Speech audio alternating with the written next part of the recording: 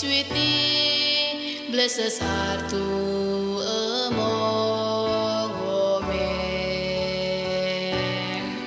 Salam Maria. Selamat siang buat kita semuanya.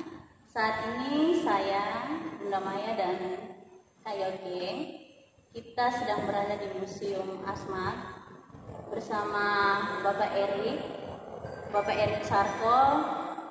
Beliau adalah Ketua Dewan Paroki Katedral Salib Suci Agas. Pada kesempatan ini kita akan mewawancarai Bapak Erik. Wawancaranya seputar tugasnya Bapak Erik sebagai Ketua Dewan Paroki. Kemudian sejak kapan Bapak bertugas? Kita akan bertanya kepada Bapak pada kesempatan ini. Iya, Bapak Erik, mungkin Bapak bisa ceritakan kepada kami sudah sejak kapan Bapak jadi Ketua Dewan Paroki Katedral Salib Suci Agas?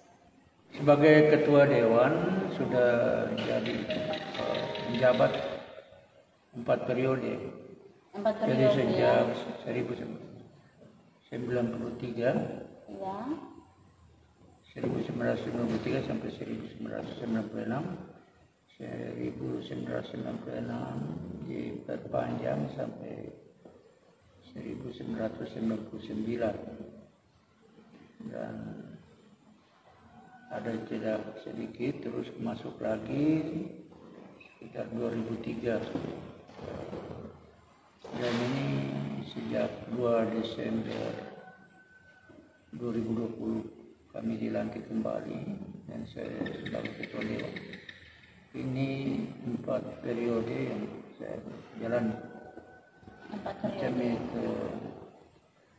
Dan juga bukan hanya sebagai Ketua Dewan, tapi ini Ketua Museum juga, Ketua Komisi.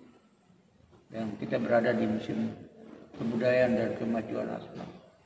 Nah, saat ini kita berada di Museum Kebudayaan dan Kemajuan Asmat, di mana Bapak Erik bekerja di sini sebagai apa ya Bapak ya? Sebagai kurator, merangkap ya direktur, jadi hanya satu kita ini. Dan kalau jabatan sekarang juga disebut juga sebagai Ketua Komisi Budaya di Keuskupan Agas ya Bapak ya. Ya, para pemirsa sekalian, adik-adik sekalian, mungkin ada baiknya kita jalan-jalan keliling museum ini bersama Bapak Erik. Kebetulan kan kita lagi di museum nih, iya kan Kak Yoke? Iya. Jadi mungkin Bapak Erik bisa menjelaskan sedikit tentang museum ini, kira-kira kapan dibangun atau sejak kapan Bapak bertugas di sini. Mungkin Bapak bisa jelaskan sekalian, kan nambah-nambah pengetahuan kita kan tentang Asmat. Ya, saya bertugas di museum itu sejak 1974. Ya. Museum lama ada di depan sana, dan ini museum yang baru dibangun sejak 2013 dan diresmikan tanggal 10 Oktober 2016. Museum Iya, diresmikan, diberkati oleh Duta Besar Vatikan untuk Indonesia, Antonio Guido Helipasi, jadi Greli ya. Dan diresmikan oleh Pak Bupati Elisha Kanggosos.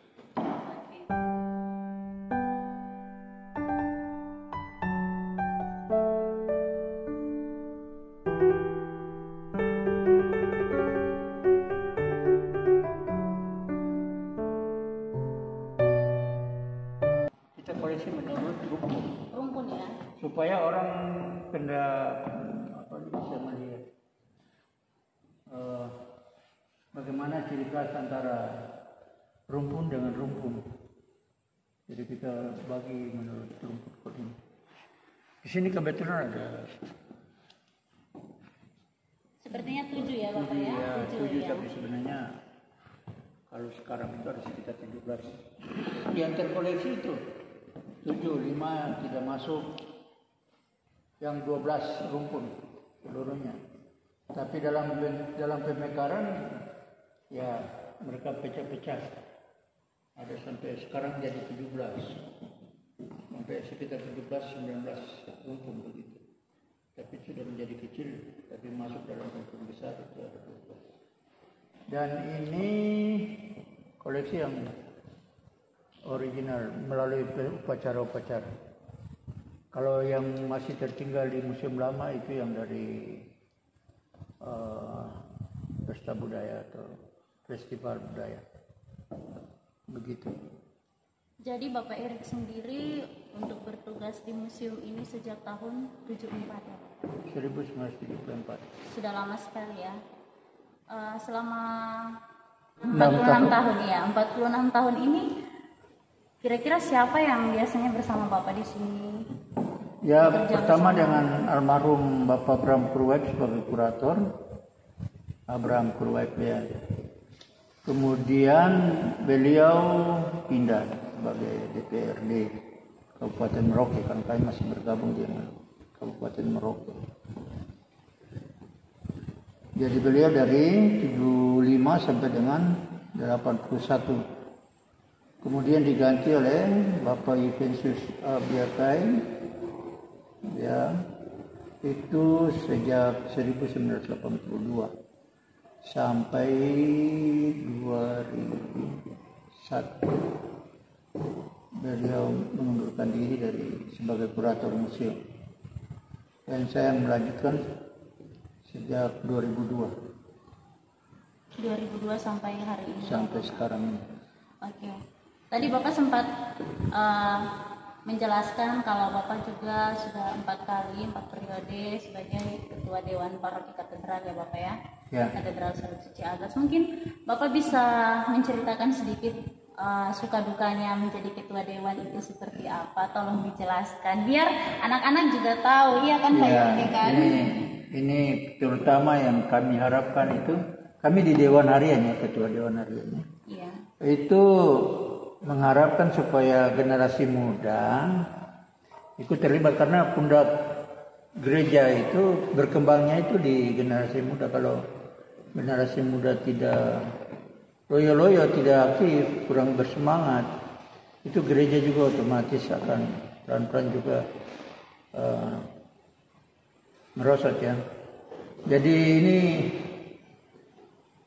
gereja itu berkembang di tangan awam ya, terutama anak-anak remaja itu menjadi tonggak untuk itu perkembangan gereja. Itu yang sangat kami harapkan. Dan ini yang disebut pemuda Katolik atau orang tua orang muda Katolik atau apa yang bisa disebutkan itu yang sekarang orang MK ya, orang muda Katolik ya. OMK. Nah, ini kami harapkan supaya mereka tetap bergiat dalam gereja, membantu perkembangan gereja. Jadi gereja itu bukan milik pastor, tapi milik kita umat. Nah, kadang-kadang kita berpikirnya, wah itu gereja itu punya pastor si A, si B. Itu tanggung jawabnya pastor, bukan tanggung jawab umat, itu keliru. Jadi saya itu sejak tugas sebagai bekerja di museum waktu 1974, otomatis saya bergiat di dalam gereja itu. Walaupun bukan jadi dewan, tapi sebagai umat biasa, ada punya talenta seni dan lain-lain, kita coba mempercantik gereja di saat pesta-pesta besar, pesta-pesta gereja, seperti dekorasi dan lain-lain. Itu saya sangat diharapkan. Sampai pada 1993 itu mulai Ketua Dewan. ya, diangkat sebagai Ketua Dewan. Dan itu bagi saya gereja itu menyatu ya, kita kalau tidak dekat pada gereja rasanya lain macam begitu. Tapi ya ini banyak, terutama anak muda, ini bukan kita punya atau apa, kadang-kadang kurang bersemangat. Itu yang sangat saya anjurkan, generasi muda itu tetap bersemangat. Siapapun, kapanpun dan dimanapun, masalah urusan dengan gereja itu harus terlibat aktif macam itu. Wah, kayak oke di sini rupanya ada buaya besar ya. Di Museum Asmat ini ada buaya. Mungkin Bapak bisa menjelaskan sedikit sejak kapan buaya ini ada di sini di museum ini? Buaya ini hasil tembakan dari karateker, ajudan karateker Brimob itu. Siapa ini? Yafet. Ini ceritanya dia main-main ke sawah di sana dan lewat ada yang kita sebut kali potong base. Jadi dari Unir ke apa ini? Pomats. Itu ada kali potong. Dan biasa orang kalau lewat kalau mau ke Yamas ke sawah dengan air yang pasangnya bagus, mereka bisa lewat situ untuk lebih cepat. Kali potong itu. Iya. Dan dia ke sana jalan-jalan terus kembali dengan ada beberapa penumpang yang ikut sampai air sudah surut. Waktu mereka mau menyeberang, mau ambil ikut lewat itu, mereka temukan ini buaya. Dan buaya ini dia masuknya berlawanan arah dari sini. Jadi waktu ada yang di depan, nang Ariman rugus di depan.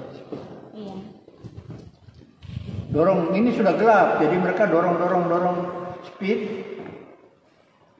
Tapi macam perasaan itu ada buaya di depan dengan suaranya. Mereka undur, bilang ada buaya. Undur 3 meter, start motor dan pakai suprit, yuk betul buaya. Baru ada tembakan pertama itu di sini. Di atas sini mata ini, tembakan pertama. Terus buaya dia pelan-pelan buka mulut. Buka mulut baru semi otomatis 6 butir masuk. Pakai senapang serbu itu punya Brimob. Ini diawetkan ya Bapak ya? Kemudian buaya ini dibawa ke Agats. Keesokan harinya karena tidak bisa ini dibawa malam itu. Datang ke Agats baru kita ada buaya di sana. Mereka pergi dengan longboat kasih tenggelam dan angkat dia baru bawa ke Agats ke lapangannya sudah selesai. Mereka belah, isi perutnya tidak ada apa-apa, tapi banyak cerita di dalam isi perut ada. Isi perut tidak ada, kosong aja, itu cuma dia lapar dan ada kulit tempurung dari kura-kura itu banyak di dalam dengan gumpalan nipa yang batang nipa. Itu saja yang ada dalam tali perutnya. Dibelah baru dibagi dagingnya itu dibagi ke masyarakat tempat penjuru Asmat makan. Kulitnya digarami ditinggalkan. Itu bulan Mei. Itu nggak cukup lama. Terus ada anak satu yang dari Merauke dia lihat, oh ini buaya kulit mungkin karena Merauke itu ada tempat untuk penyamakan kulit buaya yang dibikin ikat pinggang, tas dan lain-lain sudah dibawa ke sana. Dapat dukungan dana dari Pemda, bawa ke Merauke dan disamak di sana, terus disetting di sana, dibawa kembali April 15 April 2005 itu masuk ke museum. Ini sebenarnya aset ini punya Pemda, tapi karena Pemda tidak punya tempat untuk disimpan ya sudah mereka serahkan ke museum. Begitu. Salah satu aset dari Pemda.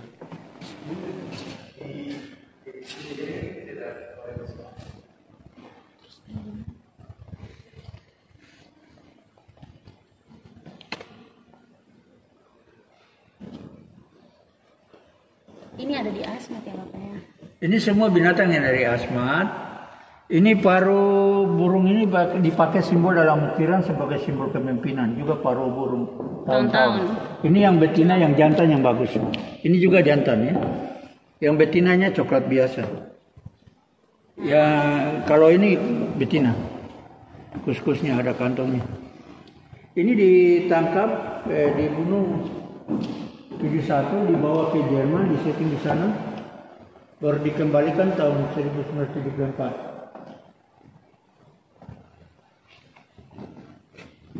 Ada kelelawar juga tapi sudah rusak. Kelelawar, kasuari mau dibawakan juga tapi tidak jadi. Kalau saya tidak salah ya Bapak, benda-benda yang ada di museum itu nggak boleh disentuh ya Bapak ya, kalau saya tidak salah. Tidak Atau boleh. tidak, ya, itu kenapa Bapak? Tidak. Mungkin bisa. Selain kita awetkan dengan bahan kimia, obat atau apa, ada kadang-kadang dulu masih, tapi sekarang sudah dia punya kadarnya sudah berturun. Mungkin Tidak rusak ya, semacam Bapak itu ya. masih terbuka. Dulu kita pakai itu karena untuk pengawetan, bahan pengawetan. Jadi kalau disentuh atau apa juga, memang itu secara internasional tidak boleh, cukup dilihat saja. Cukup dilihat. Ini kakak tua rajanya ini sudah dari kapan Bapak ada di sini, dan hewan-hewan yang Itu lain? sama dua-duanya semua. Semuanya sama. 1974 semua hadir di sini satu kali. Udah lama sekali. Ya di ekspedisi dia ambil 71, Itu satu. dibawa ke Jerman terus dikembalikan ke sini. Termasuk ini ya Bapak ya, cendrawasih. Cendrawasih dia sempat hilang. Kalau tidak salah tahun kemarin juga saat Presiden Jokowi datang ke sini sempat ditinggalin motornya di sini ya Bapak ya. Iya ada. Mungkin kita bisa lihat Bapak Ada di peninggalannya sebelah sana. Presiden. Iya kita sebelah. Iya. Ke sebelah. Ayo adik-adik semuanya, waktu tahun lalu saat KLB Campak dan gizi buruk, Presiden RI, Presiden Joko Widodo datang ke Asmat ya Bapak ya, dan menggunakan motor ini. Dan sekarang motor ini ada di Museum Asmat. Mungkin Bapak Erik bisa ceritakan sedikit. Motor ini berada di sini karena ini bagian dari sejarah. Ya, ini sejarah Asmat maupun sejarah nasional bangsa Indonesia, bahwa salah satu presiden yang ke-7 bisa hadir di bumi Asmat dan mengendarai dari satu motor ini, motor cas. Begitu, sehingga motor ini supaya diabadikan, diminta oleh Pak Bupati dimasukkan di museumkan, dimasukkan ke museum. Sehingga motor ini berada di museum.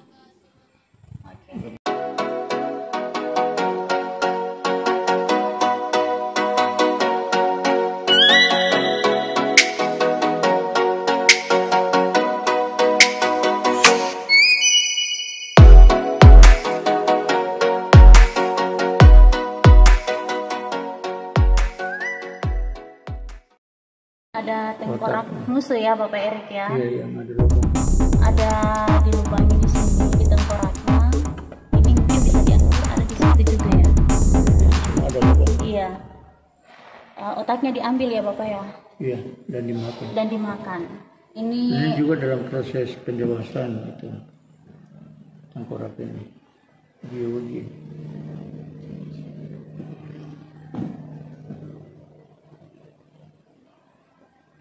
Seperti dalam foto besar itu koleksi dari Panglima, bukan Panglima, iya. Orang kepala perang.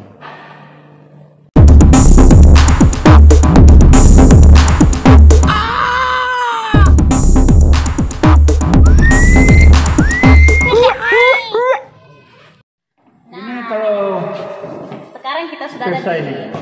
di depan namanya Manimar ya Bapak ya. Manimar dengan dasnya ini, kalau ini Manimar tapi itu enggak. Ini dan Kalau biasanya orang yang meninggal itu dimasuk sini yang untuk diperingati. Jadi ceritanya kalau ada musibah atau gempa bumi atau penyakit apa yang mewabah di kampung, banyak ada bencana alam atau apa, mereka yakini bahwa roh dari leluhur yang belum sampai ke surga, yang masih bergentayangan di tengah-tengah, itu yang mereka yang datangkan para macam penyakit, musibah dan lain-lain di kampung. Jadi mereka harus buat pesta, memberikan sajian sama roh itu, dihadirkan lewat pemakaian topeng ini. Gitu. Jadi topeng ini akan dikasih nama sesuai keluarga yang mau memperingati siapa, gitu. Akan dipakai.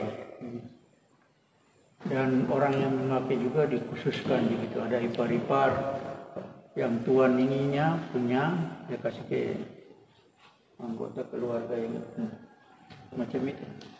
Baru dipestakan ini semalam suntuh. Dalam proses perayaannya 3 bulan, tapi puncaknya semalam suntuh selesai. Paginya dikembalikan ke hutan. Tapi yang ini, kelompok ini satu wilayah tersendiri lagi. Ini 1 minggu dia berjalan. Ini di Pesta Jeti di Amari Muncul. Jadi ini Momugu, Kukis, Jakapis, Eroko, mereka punya ini pesta ini. Bapak Erik saya sempat lihat ini tengkorak ya Bapak Erik? Ya, ada tengkorak keluarga dan tengkorak musuh.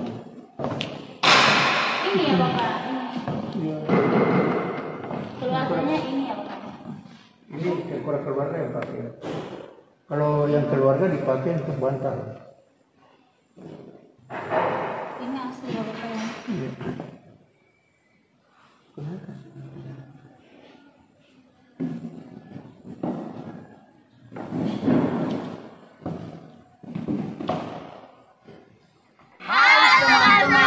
Jangan lupa like, comment, share, dan subscribe. Karena subscribe itu Gonna come,